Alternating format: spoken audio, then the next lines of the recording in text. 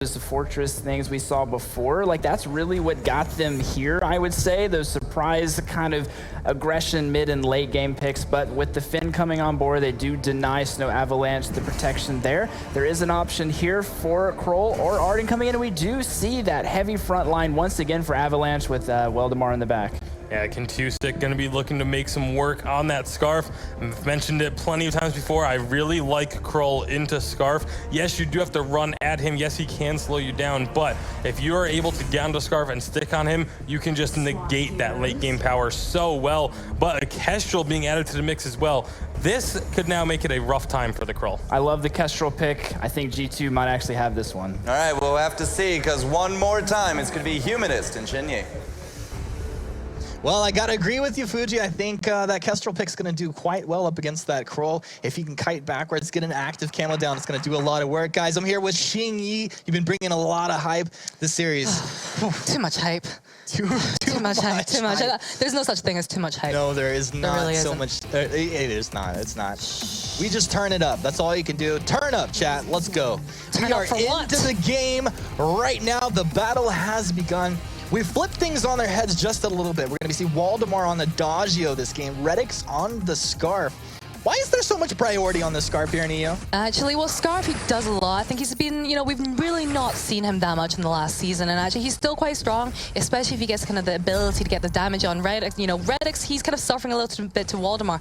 But let's not forget, Redix, he was one of the best Scarfs. We've not seen it well from him. And this should be a fantastic match. Oh, I cannot wait to get things going here. What was crazy for me in game number 1 is that Scarf actually had a very strong early game impact. And I don't know if that was misplays out of G2. It was just Snow Avalanche finding a way to make it work. Bastion making the rotation up, finds the impale. Kentusik, Deadman's rush forward. Oh, it gets that Spectral Smite and a first blood right to start things off in this game. Yeah, and this is the power of that Lance and that Cruel together in the early game. So Cruel, he does not have the best early game, but what he has is that ganking potential. We've seen it being used by a lot of the teams to great effect. We saw that really nice impale coming from Bastion, and then the fall-off kind of Deadman's rush there from Kentusik. And Dingo doing a nice job to hold the lane here. So it's not going to be Redix missing out too many of these lane minions. I just have to worry, is there a miscommunication on G2? Because if for the reason that Dingo and Dark Potato teleported back to base, they completely avoided the first rotation, then Redix has to know that you maybe have that rotation coming out of Snow Avalanche instead of in the jungle, and it goes to lane. But he was not positioned in that way. He was still quite under his turret, but it was still in a good position for Snow Avalanche to take the gank there. And at this point, you kind of do want Dingo babysitting, and we're seeing that right now, and this is something I'm a big fan of. I want him to be babysitting Redix because we're seeing a lot of pressure being put on by Avalanche. Big fan of babysitting, or in this game specifically? This game specifically. Just clarifying. Well, what we're seeing here, we're seeing Waldemar, he's being very aggressive, he's being very forward, and actually we're not seeing Redix or Dingo taking advantage of this, but also look at Bastion, he's coming in for the flank, and this is potentially something G2 could turn around. Yeah, I really like what Bastion was doing. He doesn't have to actually fully face check the bush right there, and Dingo, he knows that Dingo's hanging out there. Are you kidding me? Waldemar finding the kill, but Waldemar walks right into the quibble. Can they get enough damage onto Waldemar? The scout trap is no, it's not enough. Dingo is on the chase, but this is a slow-moving Finn. Cannot find the kill there. 2-0 in favor of Snow Avalanche. Now, Bastion and Kentusik able to take the mid away as well. We talked about why that is so good. It's so good. Why is it so good? It's so good. You know why? That impale. Redix, he's quite slow moving. He's got the journey, not the journey. Sorry. He's got the boost, but it's not going to be helping him too much. He's still quite a slow-moving hero, and it's very easy to land those impales. It does a lot of base damage. He's got that weapon. We can see how much it just did there, but Redix, he's going to get away. Redix is eating so much damage up in this lane now. G2 are going to have to find a different approach here because Bastion has been moving up, landing his impales, and Waldemar has been abusing the early game power of the Sadagio in the lane in one-on-one situation. Now he's going to get a bit of damage out onto Dingo. Dingo turns around, lands the quibble. Just doing that babysitting in lane that you are So hyped on. I'm so okay, I'm reasonably hyped about the babysitting. It's just something that I think is necessary for G2 to do to withstand the pressure. And in the last game, when Avalanche had the scarf, they applied the good pressure, but look at the pressure coming out from Avalanche. Yeah, Vin lets out that woohoo, because of course he cannot be stunned up. Polite Company is going to give him a little bit more durability there in the lane. Looks like Redix is just forced to just teleport back home, and well, he's actually going to hang around. But if he wants to shop, it's essentially a battle royale for him. He's going to have to die, and I mean, because you don't want to. If you teleport back, you're going to have pressure on your turret instantly, right? Yeah, definitely. And Dingo, he's taking a lot of pressure. And how many times can I say the word pressure in 2 minutes? People will have to find out. I hope people are counting their pressure, under pressure, all kinds of pressure. But Dingo, he's lost a lot of health, and Waldemar, he's actually not lost many. And this is not a good idea from G2. We need Dark Potato to come to lane to protect it, because it could be that tower going down in the next 30 seconds. Yeah, well, I mean, Dark Potato had teleported to base right before Redix, so this is going to be almost boots forced to activate to get it back out there. So Redix buys the boots, but has to use them right to get back to lane. Dingo taking a lot of damage. Turret is sitting on very low health right now. Snow Avalanche just able to apply incredible pressure early on in this game. Now, as we look at the way that these teams scale from where I'm sitting, I think G2 have a slight edge, but how much is it? I think G2, they need to keep that first tower. That first tower is vital because they don't want Avalanche taking advantage of, well, the jungle, but never mind. Never mind. Turret's down. Waldemar's going to go ahead and secure that. So things are just going to get harder and harder for Redix to try and find farm. If he wants to farm in the lane, hopefully it's going to be pushed back towards his side. They have not claimed that minion mine just yet on their own side. Well, there you go. Yeah, look at them. They know us. They know what we're thinking. And we know what they're thinking. Yeah, I think that works better. And one thing that Snow Avalanche have done really well is the vision. We're seeing Dingo trying to put it down, but currently I feel like Avalanche, they've laid a little bit more down. They've got more kind of strategically placed scout traps that really puts G2 at a disadvantage here. And you know, we don't see Redix moving out too far. They're beginning to push forward again. And you know, I feel like Redix, the Scarf, you know, if you watch any of his previous games from previous seasons, his Scarf is very, very good. But all comes into the late game for him. He's not as aggressive in the early game as, you know, Waldemar's was. Does he do anything specific with the Scarf that makes him that good? Or is it just, he just kind of does your standard Scarf plays to a pretty high level? He does a very high level. He's very good at the kiting. He's good at those strategically placing. He's excellent at hitting those Spitfires and just chasing up those kills. And I feel like a lot of people aren't as good as that. You know, they don't watch out for like their awareness of where the other enemies are. Right. And he knows how to position himself. But right now, they need to have, you know, up their defense right now. They've lost that first turret. Their rotation was a little bit off, allowing them to lose it. And Bastion, well, he's a Demon Lord. Demon Lord Bastion just flexing like always. And until the guy gets killed, why not just keep doing it? I mean, if it's working for you, don't change. And Kentusik has his ultimate right now. Dark Potato does not have a reflex block. Redix does have one, but I think like if that comes out of the bush, it's going to be quite hard to block off. And I think if Dark Potato gets stunned up, he's definitely going to go down. There was a lot of Cruels played yesterday, and one thing that I noticed the opposing teams are very bad at was actually blocking the From Hell's Heart, and many of those came from a very long distance, meaning that they were stunned for a very long time. And that was something I just felt like the teams weren't very good at blocking for. They weren't. I didn't see any body blocks coming, and actually Dingo on that Finn, he's in a perfect position to try and take that sword. And I hope he does it this time, because I didn't see it much yesterday. Just take that sword, huh? Just take it. Well, he'll try to body block up those abilities the best he can. That's one of the greatest things, having a Finn on your team, right? Yeah, that he's so immune. You know, he's immune to all those debuffs there. And there's certainly a few that, you know, that would certainly help his whole team there. Is that medical talk, so immune? No, I think that's actually in the description of the hero. Well, I figured you get past immune. It's just so incredibly immune. Just... I mean, I teased, I kid you. Waldemar, Bastion just continue to apply lane pressure here. G2. Then one of the results of applying so much pressure is that Redix actually should be able to farm pretty easily, right? Yeah, definitely. And one thing, you know, we saw, you know, in the early game, we saw Team Secret and Gangstars, and now we're seeing Snow Avalanche and G2. They're both pushing, but they're doing it in very different ways. And I feel like Team Secret, they were picking when to, you know, push. They were like, we're going to keep our minions here, and when we want to push, we'll push it.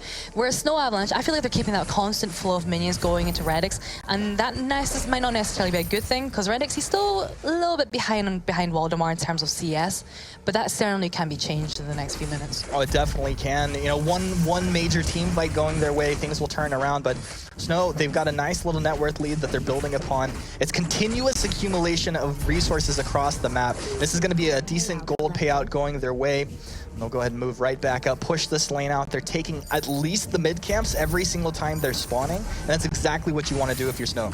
Yeah, and this is kind of similar to the last game, and I don't want G2 to fall into this trap again. What we saw was Snow Avalanche, they were consistently taking that gold mine. Even if it wasn't that filled, they'll still be getting a decent amount from it. And Dark Potato stunned up is the follow. Bastion misses the impale. Is it going to be a mashed potato? No, forced the cord. Thank you, Dingo. Redix winds up that ultimate, but it's not going to be landing on anybody. One shot, one kill tickles the Demon Lord himself. He moves forward, no fear. Waldemar heals him up, just having that alternating current going to town on Redix. Redix is dead. They're looking for Dark Potato. Spectral Smite activated. Do they go for this ace right here? It looks like they're going to be able to get it. Do they even care about turrets? What are turrets? Are they even working right now? Dingo, you're dead. That's the ace. Snow Avalanche. Apparently they don't care about anything.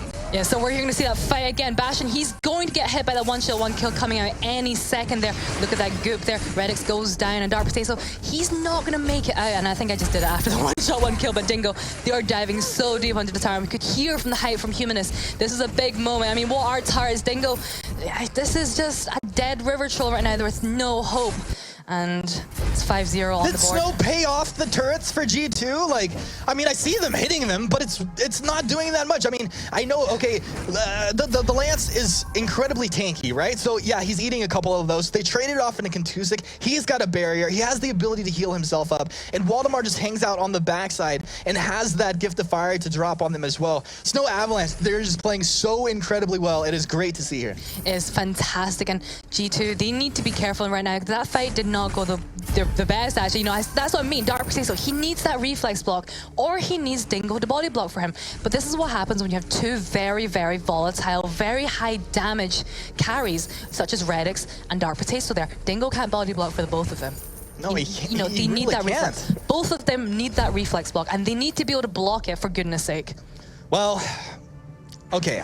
Let's theory craft. How do they start to win these fights? I mean, is it just time? Is it items? Combination of both?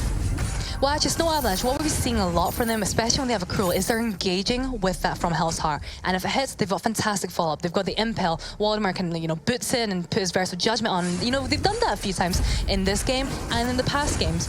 And if you're able to stop that from Hell's Heart, stop that very, very long stun, you could certainly swing things around. All you have to do is just reposition for after blocking it, reposition, allow Redix to build up those broken mid stacks, because that's the first tier 3 item he's gone for, and that puts him in a very good position to fight back. They've got so much poke. I'm not seeing that poke right now. I'm not seeing that poke either, and Redix has the more typical Scarf build coming on. I mean, he's got the Broken Myth, probably building into an Eve next. It really depends which way he wants to go. Potentially the Frostburn, depending on the items that he's picked up here, but Snow Avalanche moving aggressively, looking to find someone out of position. I feel like G2 actually have to pull off a bit of a wombo combo right now. Yeah, I mean, Redix, he's so far forward right now, and Avalanche, they're right. They're gonna, if they go straight up, they're gonna be caught in the middle, and this is the opportunity. This is it. Okay, the active camo's down. Does Dingo try to throw this force to cord, land the combo? He says nay. Do it! He says nay. Well, there are horses, because this is a farm right here. Dark Potato with the Glimmer shots. He does get that Treant right there, but the rest of the backs will be taken by Snow Avalanche. This is just no mercy out of them thus far. 5-0, 12.5 minutes into this game. If things continue to go this way, it's just going to be another fight into Kraken, into push. The G2 are going to have to try to make some plays here, and they don't have too much longer to try. They really don't. You know, this is, I was on this point earlier. Oh, are they gonna? They're not going to steal it. Never mind. Going back to what I was saying before, they're doing this a lot. They're taking that gold mine. We're not seeing any challenge coming from G2, which may or may not be a good thing. And what's happening is that gold difference is just slowly increasing. 12 minutes, 13 minutes. There's 5k gold difference now between the two teams. And last time that difference just increased too much, that G2. There was very little chance of them coming back from this, and I'm concerned. Yeah, and the thing is, like, if G2 can win a fight and push a turret down, push 2 turrets down, that's a huge swing of gold in the opposite direction, right? So there are these money bags just sitting in the lane, but you are going to have to win a fight to be able to collect on them. Bastion moves forward into the bush, clears out the scout traps. He's done a really good job thus far to just get vision down, make sure that G2 are denied any flares come out. Dingo's going to know that there's a scout trap in that bush. But right here, I really feel it's got to be forced cord into an active camo. They're going to have to catch someone out. What's crazy, and this is the same thing last game, Snow realized that G2 have no vision. And so they're essentially putting themselves in a situation where if they get caught, it's 2v3 and they lose the fight. But G2 don't know that. They don't. They don't. Like, you had Kroll on the complete opposite side of the map farming right now. I mean, what's one thing they could do? You'd have Dingo just kind of slowly creep. Just continue to do this. They need to regain that part of the jungle because right now they don't. And Kansas, his farm, his CS is 69. Dark Potato, 54. Not that big of a difference, but if you look at the overall gold, it's making an impact. You want to stop that right now. Just stop it in its tracks and just chain together the skills like you were saying. That's the hardest thing, though. It doesn't happen every time. It's a very low chance that you're going to actually land that wombo combo. But this is the position that G2 have been forced into. Now we have Kraken coming up in 30 seconds. Does Redix look to pick up an infusion, or is he saving towards his next item? You know what? An infusion would not be a bad shot right now. That reflex block, you know, all he has to do is block that from Hell's Tower and just stay well behind. Dingo is their front line, and the same for Dark Potato as well. We want to just see them building up those breaking point stacks, see them building up the broken myth stacks, and once they've got like as many as possible, that's a very good opportunity for them to fight. All right, there is not much time left out on this map. G2 need to make some plays. This is quite a tense moment on the map. There she is in all her glory. Kraken spawns. If Snow take one kill, they can move over, and they don't even need to take a kill. They're having a YOLO war treads. YOLO war treads. And look at this. I mean, she's going to be captured up quite quickly. Look at the damage coming out. G2 have to know this is going on right now. They're going to make the decision. Do we get in there? Or do we just sit back and try to farm her when she comes down the lane? You know, I feel like G2, they've been way too passive over the past 15 minutes and maybe even the past game as well. And I want them to see this little bit of spark. I want to see G2 fighting back because they fight so well when their back is against the wall. And right now I feel like they've just lost that spirit. Oh my goodness gracious. G2 with their backs against the wall. If you lose one person right here, it's almost GG. We need a perfect combo out of G2. I want to go ham on this. Redix is going to teleport back. What's he going to get right here? Is he just healing up, making sure he gets all the energy? He completed the Eve. He has the items he needs right here to be that monster scarf. He is starting to reach his final form. I mean, the Kraken taking pretty good damage. Bastion moves forward, a Githian wall. That's the Dragon Spread out of Redix. I don't know about that one right there. Dangerous, but from Hell's Heart lands onto Redix. The Atlas does go down, buying a time. Waldemar with the burst comes out, big damage, but they are trading back and forth. The Fountain keeps Snow Avalanche in fighting shape. But remember, Xingyi, as you would say, there's a Kraken. Dingo moves back, burning with his Gift of Fire. He ticks down, but it is the kill by Dark Potato. They've traded 2 for 1 to their advantage. This is the first fight going the way of G2. I don't know if Snow forced this fight or if G2 just played it well. What do you think? Well, they were so intent on taking down Dark Potato and Dingo there. They're like focusing all of their energy onto Dingo. Actually, they didn't know Redix. He had moved himself into perfect position to try and take down Waldemar, and that was the opening they need. Once they get on Waldemar, Bastion, and Kensik, they're easy. They're easy? Yeah. Dang. They're easy. Okay, well, apparently, Xingyi's saying it. This is the Savage caster over here calling him out. You're the Savage caster. No, I am not Savage. I don't do Savage. Impale's gonna miss Bastion. Throws out that Githian wall, just slaps Redix, lets him know, hey, bro, I'm here. You know, this is a really good opportunity for G2 right now. They've had a slight comeback. They've picked up 2 kills. They got rid of the Kraken. They still have all their turrets. This is a really good opportunity for them to try and clear out the sky traps. There's so many right now, and if they can establish some vision of their own, that will be really important because otherwise we're going to see the same scenario repeating, that same Kraken coming out, the same push, and we don't want that. No, you do not want that. But the way everything's going in this game, and I'm looking at items, looking at the composition that G2 have here. Now, Dark Potato, I think he's actually in a really good place to get massive damage out if he does not get burst down early in this fight. Oh, G2, did you not realize? Did you not realize? No Avalanche right here? Oh, it's not going to land. Now they're going to pull Contustic away. Redix, you need to get some life steal. Somebody heal Redix. He's healing up. Then they get him. G2 are doing it. G2 are doing it. So Avalanche are down. They get the ace. Right there. G2 back in this game. This is going to be 1-2 turrets map control. They'll be able to clear out the scout traps as well. You hear the crowd, G2, G2. They're turning around. Look at that. That is the moment that Redix blocked that from Hell's Tower. This is the moment where he turns it around. He gets 3 broken mid stacks, and they take down Waldemar. So important, and that Dragon's Breath doing so much work there for the regen. Oh, my heart. Beautiful. My heart can't take this. Be still are beating hearts. Look at that 3 turrets off the back of that. They're ahead in gold now. Look at that 1.3 kilometers. They were just, those turrets are just money bags, just sitting in the lane. Like we were talking about, if you win a fight, you're going to be able to push down, take those, suddenly leading in net worth with a late game composition. Oh, what do you realize there's a scout trap? Redix! He's been stunned up. They drop the goop, turns around with a Spitfire. Dark Potatoes reposition. Dark Potato needs to get these broken mid stack, or the breaking point stacks up. Turn back. Redix, turn, get that damage down. Dark Potato, he's locked onto Waldemar. Waldemar's dead. It's Dark Potato finding massive damage on this Kestrel. Active camo, it's a double kill. G2! Kraken! They've lost everything in this game up to this point has been all Snow Avalanche, but G2 claw their way back into this game. This is a Kraken. They will be respawning right as soon as they get into this base. The comeback is so real in this game right now. G2, you're bringing it back. Krigasms galore. This is it. They're going to finish the game. They're going to finish the game. It's over. Oh, this game is over. Third game hype. They didn't even need the Kraken. They didn't even need the Kraken. Oh, the Kraken. Oh, okay, please let me. Okay. This